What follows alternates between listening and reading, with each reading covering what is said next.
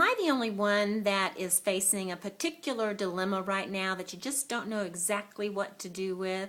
Hi, I'm June Klein. I am the Southern Sassy and Savvy humorist helping people, teams, companies, and associations lighten up and have fun so they can get paid more. And I am in a little bit of a conundrum right now, trying to figure out a situation. I really want something to work and to follow through, and I'm just in a dilemma as to how to do that right now. So I went online today to look at some things online to lighten up and maybe give me a different perspective, because I know I have to shift my energy and get out of this funk about this and really figure out creatively what I can do about it.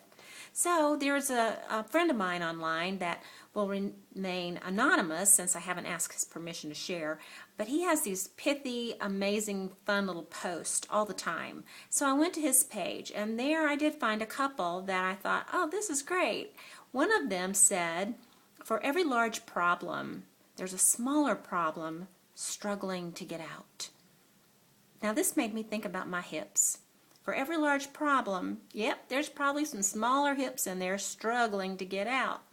And made me laugh, lightened me up just a titch. And then I saw another one that really did make me laugh, because it said that someday we'll look back at this and plow into a parked car. Well, fortunately and unfortunately, I've already been there, done that. I have plowed into a parked car, and the circumstances were a little crazy. Let me explain. I was skipping church one Sunday night. I lived in small town Alabama, and I was going downtown. I had an errand that I had to run, and just glanced over at the church as I was driving by it, and cars were parallel parked across the street from the church. And all of a sudden, as I'm looking over at the church, guilting myself out because I wasn't there, I ran into this, I heard this pow, and I run into a parked car. Now, how do you do that, you might ask? Well, it was jutted out just enough, the tail end was, and just as I glanced over, the moon, the stars, everything, the universe aligned, and I managed to clip the back end of this car.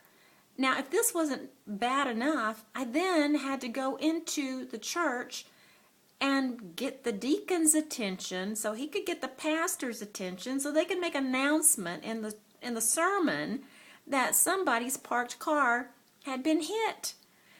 It was the most humiliating, embarrassing time. But oh, no, it doesn't end there, because the dealership in that small town had to order parts for my car.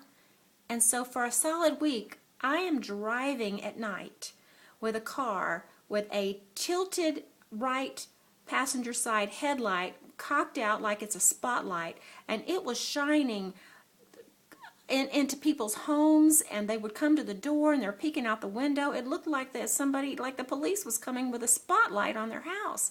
It was a crazy time, crazy event. So that made me laugh, because I could just so vividly relive and remember that crazy situation of hitting a parked car. So whatever you're struggling with, whatever your dilemma is, whatever your large problem is that there's a smaller one trying to get out, just if we can lighten up, if we can find a way to laugh about it, then it makes everything better. I was able to lighten up and to go ahead and be able to talk about it here. So I invite you to leave a comment on this post and let me know if you're dealing with anything that you need to lighten up. And then also, if you love these stories of mine, then go ahead and subscribe and tell others, because others do need to lighten up as well. And you know what? If we don't, it will spread to our hips.